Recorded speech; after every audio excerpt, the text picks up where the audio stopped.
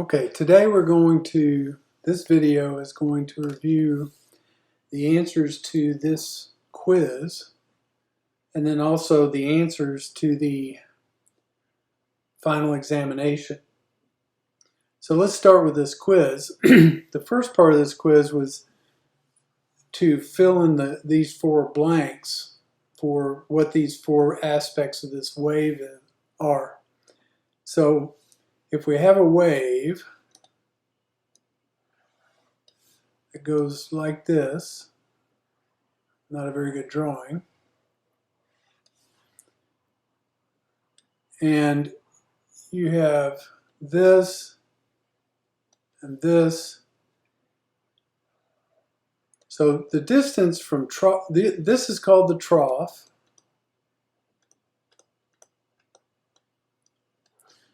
And this is the peak or crest.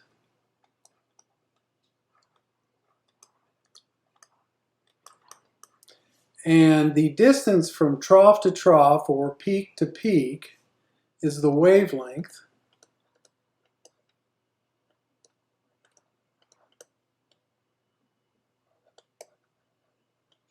And the distance from the baseline to the peak or the baseline to the trough is called the amplitude.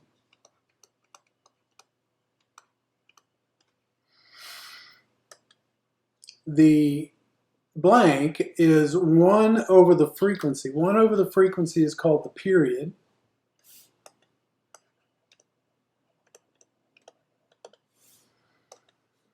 When a wave penetrates a new medium and slows down, it bends toward the normal. This process is known as refraction.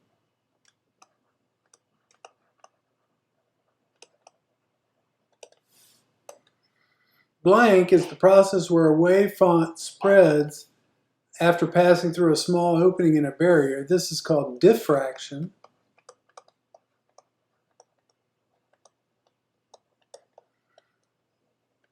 By the way, here's an example of refraction. Let's say a wave comes in at this angle. This is air, this is glass. It will bend toward the normal, like that. Diffraction occurs when you have a barrier and a wave front coming this way. When it hits this barrier, it then fans out like this, and that's diffraction.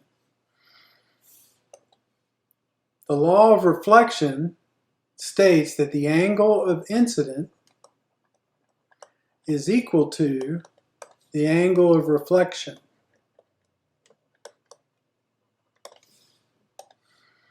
The collision of two or more waves results in interference. Interference can either be positive or negative. Blank is the wavelength multiplied by the frequency. That's the velocity of the wave.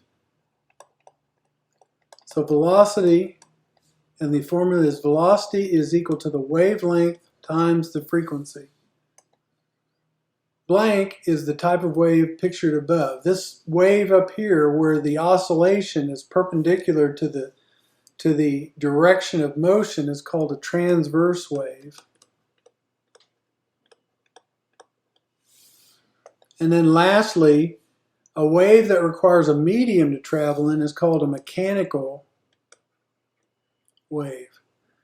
And mechanical waves are in distinction to those waves that will travel in a vacuum, and those are called electromagnetic waves.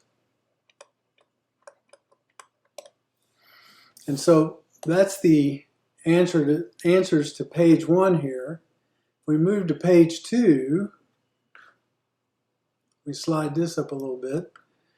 A sound wave travels 2.462 kilometers in 8.73 seconds. What is the velocity of the sound in meters per second?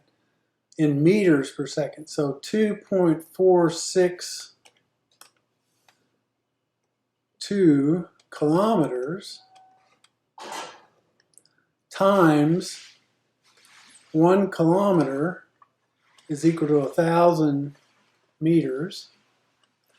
And so that's 2,462 meters.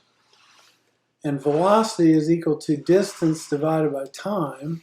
So this distance divided by 8.73 seconds, and I think the answer was about 282 or something like that meters per second. We also know the velocity is equal to the wavelength times the frequency. It tells you that the frequency is 265 hertz, and it's asking for the wavelength. So if velocity is equal to wavelength times the frequency, then the wavelength is going to equal the velocity divided by the frequency, which is going to be 282 divided by 265. Wavelength equals 1.06 meters. So that's the answers to your quiz.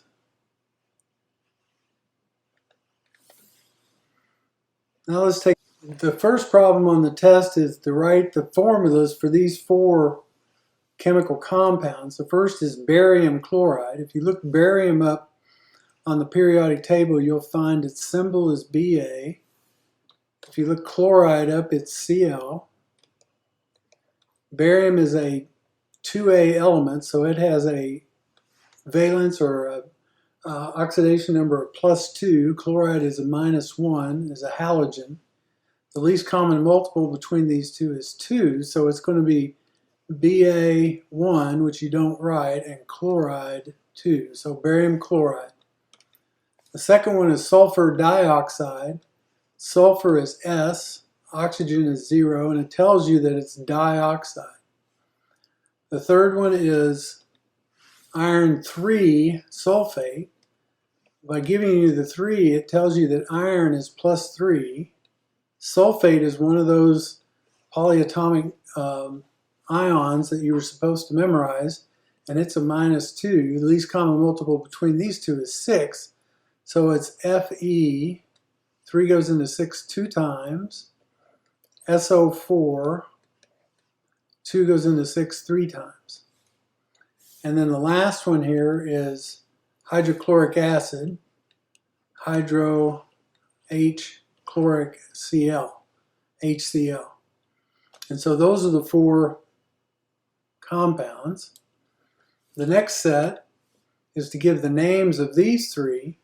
This first one is Al is aluminum, Br is bromine, so it's aluminum bromide, aluminum, I can't spell.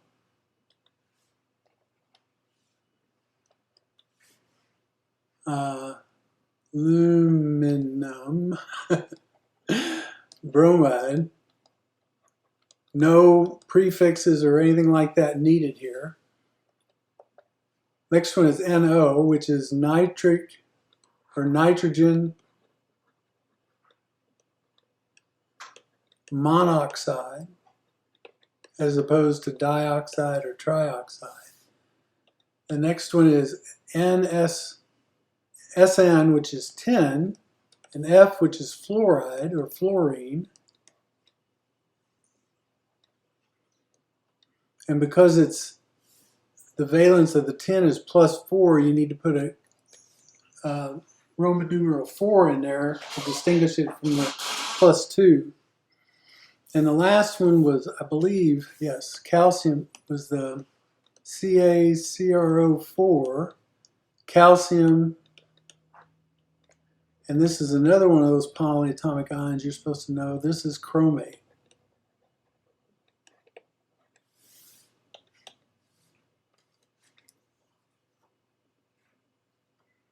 This next group you have to balance. So the first one is Ag plus H2S plus O2 forms Ag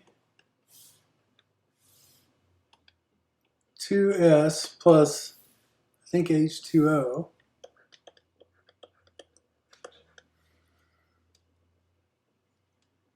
And what I did is I looked here and I knew we were going to need 2 of these.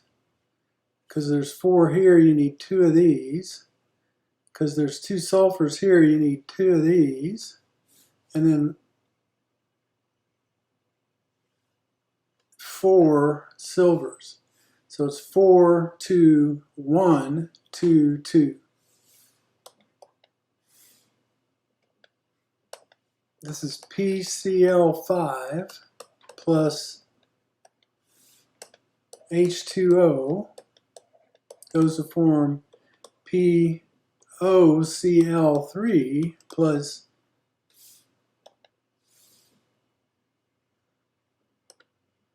HCl. If you put a 2 there, I think that covers it. Next is P4 plus O2 goes to form P4O10. I think that's it. Yes. And so you need a 5 here. TiCl4 plus H2O goes to form TiO2 plus HCl. There's 4 here, so you need 4 of these to cover the chlorine. And you need 2 of these, and that 2 will cover the oxygen, and that's got it right there. And then this last one, Na plus H2O goes to form NaOH plus H2. Whoops, no O on that last one.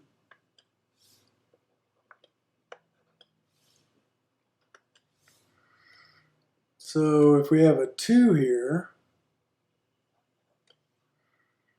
that gives us 3 over here and 4 here, but if we put a 2 here, then we have 2 oxygens, 4 hydrogens, and we have to put a 2 over here.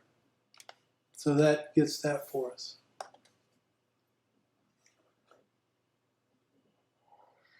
Okay, for each of these, you have to identify what's oxidized, what's reduced, oxidizing agent, and reducing agent. And so the first one, we have zinc plus NO3 minus goes to form zinc plus 2 plus N2. Well, this is 0, and this is plus 2, and if oxygen is usually minus 2, so that's minus 6, minus 1 is minus 5, so this has to be plus 5, and this is 0. So this goes from 0 to plus 2, so it loses electrons, so zinc is oxidized, and therefore is the reducing agent.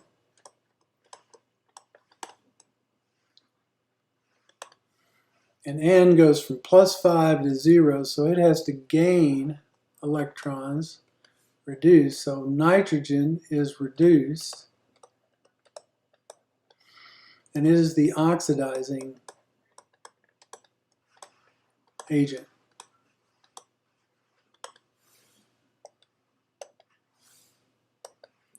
Okay, let's see, HBrO4. No, excuse me, just HBr goes to Br minus plus O2.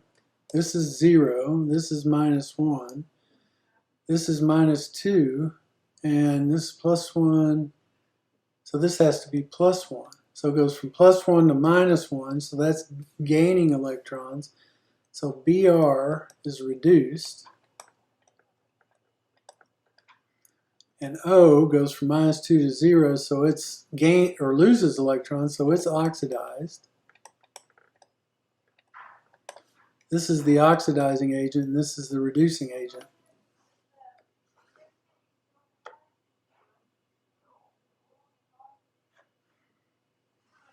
Let's look at the next one. Cn minus plus ClO2 CnO minus plus Cl minus. This is minus 2 times 2 is minus 4, so that makes this plus 4. This is minus 1. Plus 4 to minus 1 means that Cl is reduced and is the oxidizing agent. And over here, this has to be, this is plus 4, and this has to be, for this to be minus, this has to be minus 5.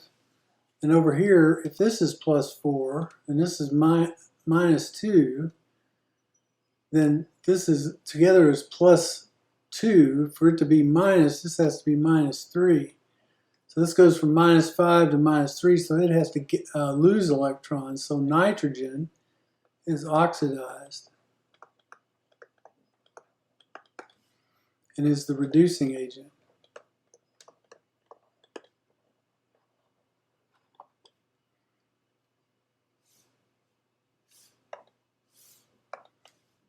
MnO4 minus plus NO2 goes to MnO2 plus NO3 minus. Now from this problem up here, we see that N is plus 5 here. MnO4 means this is plus 7, and this is plus 4. And for this to be there, it has to be, there's a minus sign there, so let's put that in. This has to be plus 3. So this goes from plus 7 to plus 4, so it gains 3 electrons, so Mn is reduced. And N goes from plus 3 to plus 5, so it loses, so it's oxidized. And so Mn is the oxidizing agent.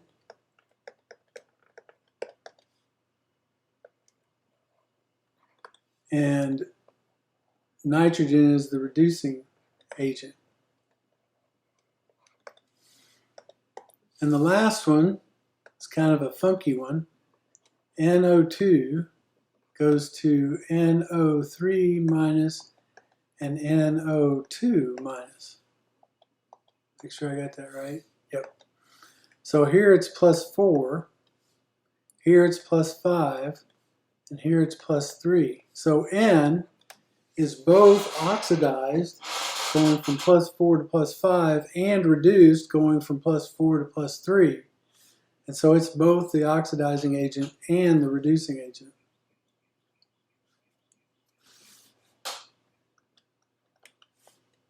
Now moving on to the physics part, we go 8 blocks east, 2 blocks west, and 7 blocks east. So 8 blocks east, turns around and goes back 2 blocks west,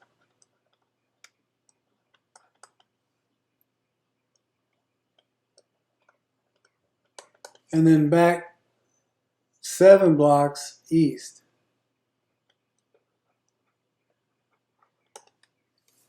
Make sure I got that right. Okay. So the distance is the total travel, which is 8 plus 2 plus 7, or 17 blocks. Each block is 200 feet, so that's 3,400 feet. The displacement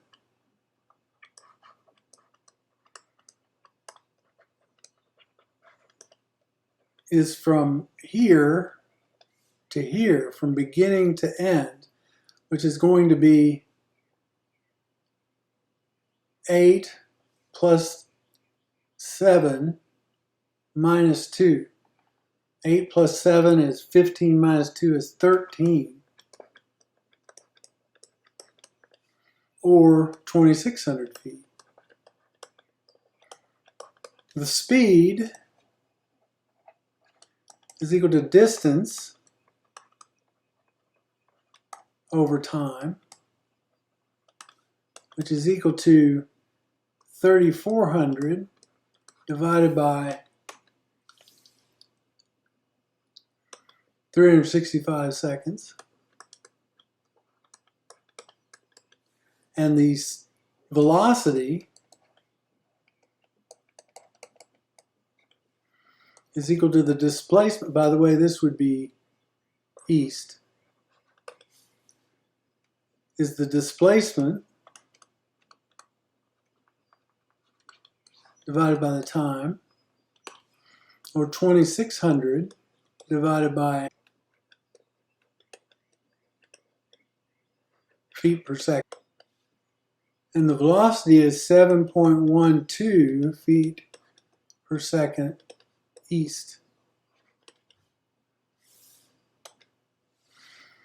The ship has a mass of 3.85 times 10 to the 7th kilograms, and is traveling at a velocity of 45 meters per second. What is the momentum? If this ship strikes a stationary dock whose mass is 5.15 times 10 to the 8th kilograms, if the ship stops, how much momentum is transferred to the dock? What is the velocity of the dock? Okay, first of all, the momentum is 3.85 times 10 to the 7th kilograms times momentum being mass times velocity times 45.0 meters per second. And then all of that momentum will be transferred, and the new momentum will be the same, so the velocity of the dock will equal the transferred momentum divided by its mass, which is 5.15 times 10 to the 8th. 1.73 times 10 to the 9th kilogram meters per second. We'll put that here. The new velocity will be 3.36 times 10 to the 0, or 3.36 meters per second.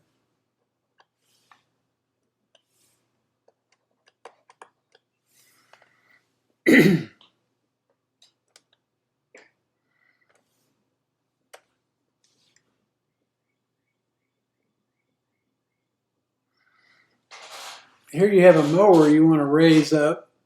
It's 2,400 newtons, and you want to raise it a distance of 6 centimeters so you can change a tire.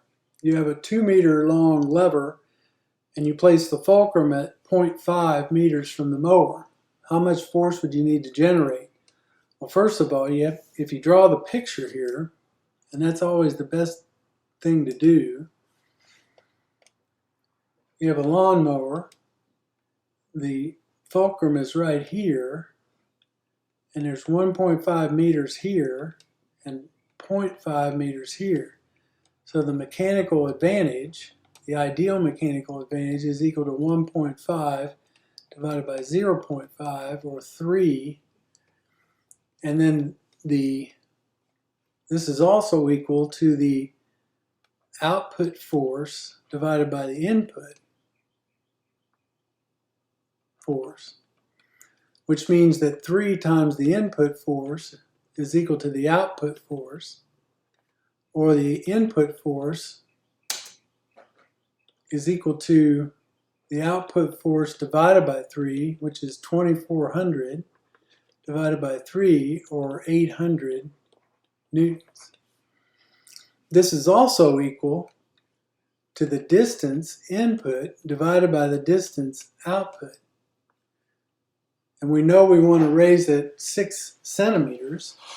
So we say 3 is equal to di over 6 centimeters. So di is going to equal 18 centimeters.